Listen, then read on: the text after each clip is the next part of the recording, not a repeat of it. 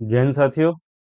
आशा करता हूँ आप सब स्वस्थ होंगे और आपकी एग्ज़ाम की तैयारी बहुत अच्छी चल रही होगी। तो जैसा कि हमारी पहली की जो क्लास हम ले चुके हैं, जो हमारे मतलब संविधान के फर्स्ट और सेकंड भाग के बारे में थी, यानी नागरिकता, और प्रथम भाग जो राज्य एवं उसका नाम नाम एवं उसका राज्य क्षेत्र है ना, और दूसरा जो भाग था नागरिकता, उसके बारे में थी।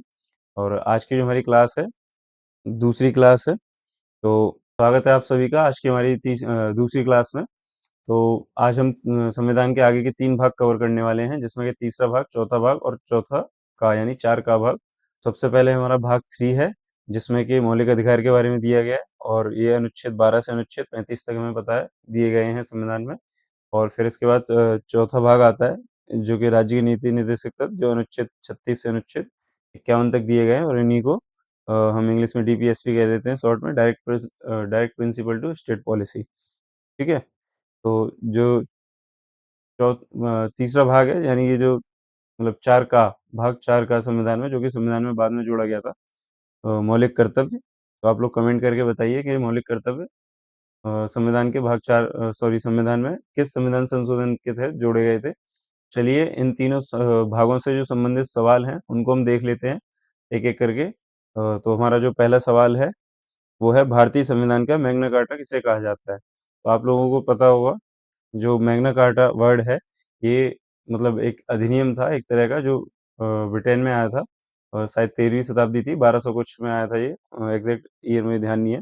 और जिस अधिनियम का नाम था मैग्ना कार्टा, यानी कि जो मौलिक अधिकार या मानव अधिकार से संबंधित जो भी पहला कोई अधिनियम आया था इस देश दुनिया में, वो मैग्ना कार्टा नाम से आया था। इसीलिए जो हमारा मतलब भारतीय संविधान का मैग्ना कार्टा किसे कहा जाता है, यानी जो मानव अधिकार से संबंधित है या मौलिक अधिकार से संबंधित है, वो कौन सा भाग है। तो हमारे जो मूल अधिकार हैं, इन्हीं को भारतीय संविधान का मैग्ना कार्टा कहा जाता है। ठीक है। नेक्स्ट सवाल देख लेते हैं। विधि के समक्ष समता का संरक्षण किस अनुच्छेद में है, यानी कि विधि के समक्ष जो समता है। तो जैसा कि हमें पता है, हमारा जो संविधान में 6 टोटल अभी मौलिक अधिकार हैं हमारे पास। पहले 7 हुआ करते थे। आप लोग कमेंट करके बताइए कि 7वां मौलिक अधिकार किस वर्ष हटा था। ठीक है, या किस संविधान संशोधन से हटा था, ये आप कमेंट करके बताइए। तो जो हमारे 6 मौलिक अधिकार हैं, उनमें से जो पहला ही हमारा जो मौलिक अधिकार है, उसका नाम है समता का अधिकार, यानी कि समानता या समता का अधिकार। ठीक है। जो आंसर है हमारा, वो ए ऑप्शन सही हो जाएगा, अनुच्छेद 14। ठीक है। नेक्स्ट सवाल देख लेते हैं। अ, अस्पृश्यता का अंत, यानी कि अनटचेबिलिटी जिसे बोलते हैं, छुआछूत का अंत किस अनुच्छेद के तहत किया गया है। तो जैसा कि हमें पता है, जो भारत में संविधान लागू होने से पहले काफ़ी छुआछूत मतलब भारत के समाज मतलब भारतीय समाज में रही थी। तो उसका अंत किया गया था संविधान निर्माताओं ने संविधान बनाते समय। तो जो हमारा आर्टिकल 17 है, ये छुआछूत का अंत करता है, यानी अनटचेबिलिटी का अंत करता है, अस्पृश्यता का। और इसका आंसर सी ऑप्शन सही हो जाएगा इसका। नेक्स्ट सवाल देख लेते हैं। उपाधियों का अंत, यानी कि जो पहले आपने देखा होगा, आज़ादी से पहले कई जगह नवाब, राजा, महाराजा, विक्रमादित्य, इस टाइप की उपाधियाँ लोग, जो राजा महाराजा हुआ करते थे, वो अपने आप को दे लेते थे। तो वर्तमान में शिक्षा और सेना, इनको छोड़ के, या फिर जो भारत सरकार द्वारा जो मतलब जो भी विभूतियाँ हैं, जो प्रदान की जाती हैं, जैसे हमारा पद्म विभूषण हो गया, भारत रत्न हो गया, ये जो मतलब भारत सरकार दे, या फिर सेना या शिक्षा। शिक्षा में आपने देखा होगा, जिसको डॉक्टरेट मिल जाती है उसे डॉक्टर कहते हैं। इस तरीके से जो इंजीनियर आगे लगा लेते हैं।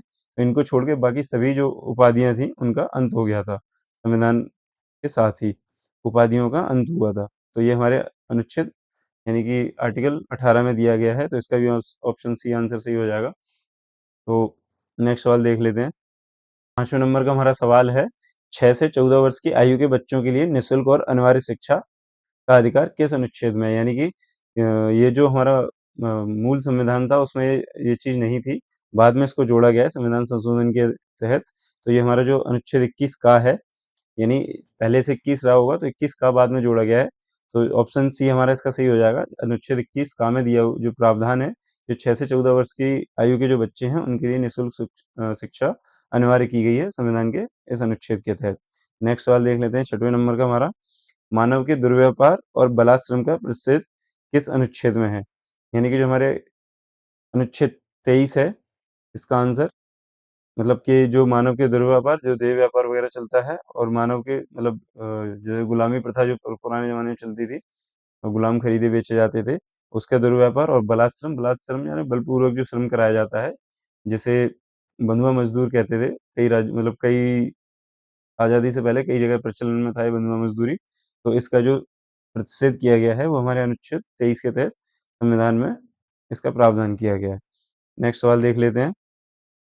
संपत्ति के अधिकार को मौलिक अधिकारों की सूची से किस संशोधन द्वारा हटाया गया? तो जो मैंने आपसे स्टार्टिंग में पूछा था, कमेंट करके आपको बताना था कि जो हमारा संपत्ति का अधिकार है, जो पहले 7 हुआ करते थे, अभी 6 बचे हैं। तो जो हमारा संपत्ति का अधिकार जो पहले संविधान में मौलिक अधिकारों में आता था, उसको 44वें संविधान संशोधन अधिनियम द्वारा, यानी कि जो 1978 सन 1978 में आया था, उसके तहत इसको विधिक अधिकार बना दिया गया है, ना कि अब ये मतलब मौलिक अधिकार ना होके हमारा विधिक अधिकार है, संपत्ति का अधिकार।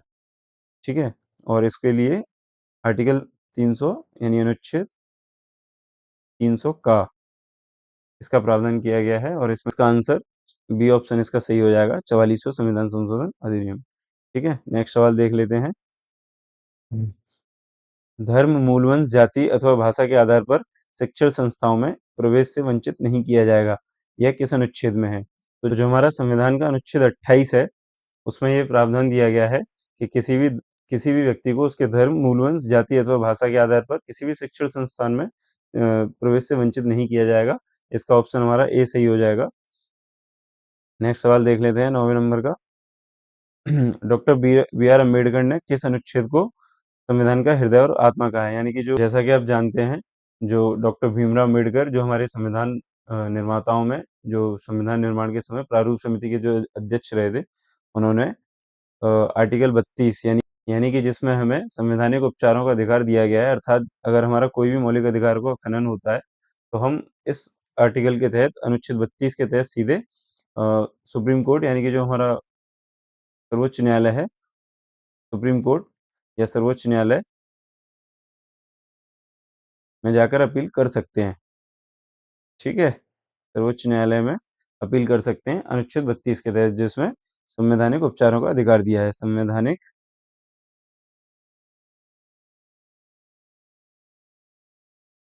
उपचारों का अधिकार, आर्टिकल 32। ठीक है? तो ये हमारा 6वें नंबर का अधिकार है और आखिरी अधिकार है हमारा, मतलब मौलिक अधिकारों में हमारा आखिरी अधिकार है 6वें नंबर का। तो डॉक्टर भीमराव अम्बेडकर ने अनुच्छेद 32 को संविधान का हृदय और आत्मा कहा था, क्योंकि ये हमारे मतलब जितने भी हमारे मौलिक अधिकार हैं, उनका अगर हमारा हनन होता है, तो इसके तहत हम सीधे अनुच्छेद 32 के तहत, यानी संविधान के अनुच्छेद 32 के तहत सीधे सुप्रीम कोर्ट तक जा सकते हैं। ठीक है? तो इसीलिए डॉक्टर भीमराव अम्बेडकर ने इस आर्टिकल को संविधान की हृदय और आत्मा कहा था। ठीक है? नेक्स्ट सवाल देख लेते हैं। तो 10वां, बंदी प्रत्यक्षीकरण, रेट हेवियस कॉर्पस, रेट का शाब्दिक अर्थ क्या है? तो आपने बहुत सारी मूवियों में देखा ही होगा। एक साउथ की मूवी है जय भीम, जिसमें कि बताया गया है, बंदी प्रत्यक्षीकरण के ऊपर बनी हुई है वो। तो इसका मतलब यही होता है, किसी भी व्यक्ति को, यानी कि जो 5 प्रकार की रेट अनुच्छेद 32 के तहत सुप्रीम कोर्ट और 226 के तहत हाई कोर्ट को प्राप्त है, उसके तहत वो 5 प्रकार की रेट उन्हें प्राप्त हैं, जिसमें से एक होती है बंदी प्रत्यक्षीकरण, इंग्लिश में हेवियस कॉर्पस। यानी कि वो किसी भी संस्थान को आदेश दे सकते हैं किसी भी व्यक्ति को सशरीर उनके समक्ष प्रस्तुत करने के लिए। ठीक है? तो इसका ऑप्शन सी सही हो जाएगा। नेक्स्ट सवाल हम देख लेते हैं। मार्शल लॉ लागू होने पर मौलिक अधिकारों पर प्रतिबंध किस अनुच्छेद के तहत लगाया जाता है? तो मार्शल लॉ, यानी कि जब भी हमारे यहाँ, अभी तक तो ऐसा कभी नहीं हुआ है कभी मार्शल लॉ लगाने की ज़रूरत पड़ी हो, लेकिन जब भी देश में कोई संकट आता है या अ, आपातकालीन स्थितियाँ बनती हैं, तो उस समय अनुच्छेद 34 के तहत मार्शल लॉ लगा मतलब अनुच्छेद 34 के तहत मार्शल लॉ लगाया जाता है, जिससे कि हमारे जो जो भी मौलिक अधिकार रहते हैं, कुछ मौलिक अधिकारों को छोड़कर, मूलभूत जो मौलिक अधिकार हैं उनको छोड़कर, बाकी सब पे प्रतिबंध लगाया जा सकता है। ये हमारे अनुच्छेद के आर्टिकल 34 सॉरी संविधान के आर्टिकल 34 में ये प्रावधान दिया गया है। ठीक है? और नेक्स्ट सवाल देख लेते हैं। नीति निर्देशक तत्व न्यायालय द्वारा प्रवर्तनीय नहीं है, यह किस अनुच्छेद में कहा गया है? तो जो हमारा आर्टिकल 37 है संविधान का, यानी पहले तो हम यहाँ से अब दूसरे भाग में आ चुके हैं, मतलब चौथा भाग जो हमारा डीपीएसपी का था, direct principle to state policy. ठीक है? तो इसमें जो हमारे अनुच्छेद मैंने आपको बताए थे 36 से 51 तक, टोटल अनुच्छेद 36 से 51 तक, जिनमें डीपीएसपी के बारे में जानकारी दी गई है। तो जो हमारा ये जैसा कि हमें नाम से ही पता चल रहा है, राज्य के नीति निर्देशक तत्व, यानी कि जो राज्य को निर्देश दिए गए हैं इसमें कि आगे हमें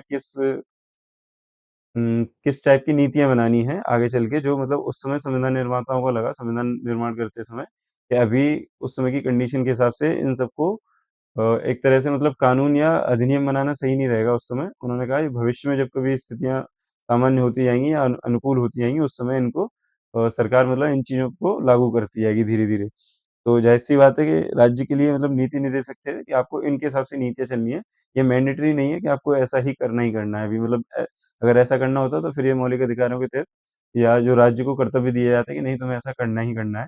बट ऐसा संविधान निर्माताओं ने ऐसा नहीं किया, उन्होंने आगे चल के भविष्य में जब परिस्थिति अनुकूल हो, उस समय के लिए इन चीज़ों को छोड़ा है।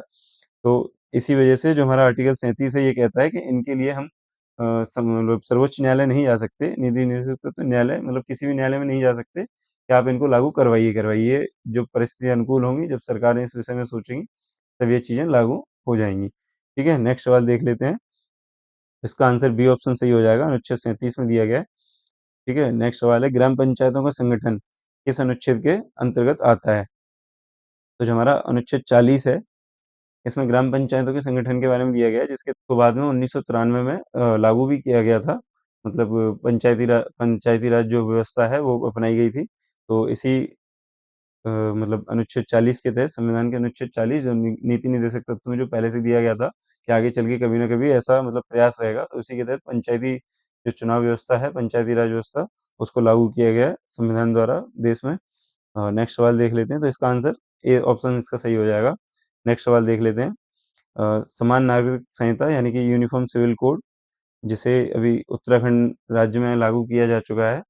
और ये वही है, मतलब जब भी परिस्थितियाँ अनुकूल लगे, सरकारों को लगे कि हमारे राज्य में या हमारे देश में ऐसी स्थितियाँ हैं कि हम इन पे नियम कानून बना सकते हैं, तो उस समय नियम कानून सरकारों द्वारा बनाए जाते हैं। यानी कि आप समझिए इस चीज़ को, ये जो किस अनुच्छेद में है, तो हमारा आर्टिकल 44 है, याद रखने का सिंपल सा बात है, 4-4 यानी समान दोनों है। तो ये समान नागरिक संहिता, जैसा कि मैंने आपको बताया था अभी थोड़ी देर पहले कि जो संविधान निर्माताओं ने इसे भविष्य के लिए मतलब संविधान में डाला था कि ये सारी चीज़ें भविष्य में कभी सरकार इन पर नियम कानून बना के लागू करती है। तो अभी उत्तरा सिर्फ एक राज्य है हमारा भारत में, उत्तराखंड, जिसने अनुच्छेद 44 के तहत अपने राज्य में यूनिफॉर्म सिविल कोड यानी कि समान नागरिक संहिता को लागू किया है। नेक्स्ट सवाल देख लेते हैं। 86वें संविधान संशोधन 2002 द्वारा कौन-सा मूल कर्तव्य जोड़ा गया? यानी कि जो हमारे मूल कर्तव्य थे, जिन्हें 1976 में 42वें संविधान संशोधन, जिसे मिनी कॉन्स्टिट्यूशन भी कहते हैं, 42वें संविधान संशोधन, ठीक है? संविधान के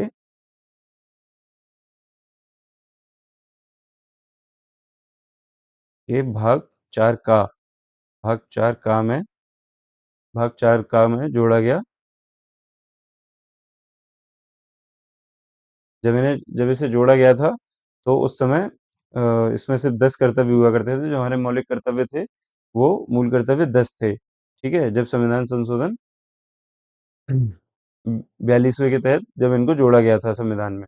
लेकिन वर्तमान में इसमें 11 हैं, और जो 11वां है, वो 86वें संविधान संशोधन अधिनियम 2002 के तहत संविधान में 11वां कर्तव्य जोड़ा गया है। नेक्स्ट सवाल देख लेते हैं। मूल कर्तव्य किस समिति की सिफारिश पर जोड़े गए थे? ये सवाल मैं आप लोगों के लिए छोड़ रहा हूँ। इसका जवाब आप मुझे कमेंट में या फिर मैं कल की क्लास में आपको आके बताऊँगा। आप कमेंट में ज़रूर बताइए कि जो हमारे मूल कर्तव्य हैं, किस समिति की सिफारिश पर जोड़े गए थे, ठीक है? तो इसका आप कमेंट करके जवाब दीजिए, और मेरा प्रयास जो आपको रिवीज़न कराने का है कम से कम समय में, वो अगर आपको अच्छा लगा हो, तो प्लीज़ वीडियो को लाइक करें और चैनल को सब्सक्राइब करना ना भूलें। मिलते हैं नेक्स्ट वीडियो में, और नेक्स्ट वीडियो किस टॉपिक पे आप और मतलब अभी तो मैं संविधान पढ़ा रहा हूँ, संविधान के बाद आप कौन-सा टॉपिक जीके का या जीएस का पढ़ना चाहोगे, उसके लिए कमेंट में ज़रूर बताएँ। मिलते हैं नेक्स्ट वीडियो में। जय हिंद।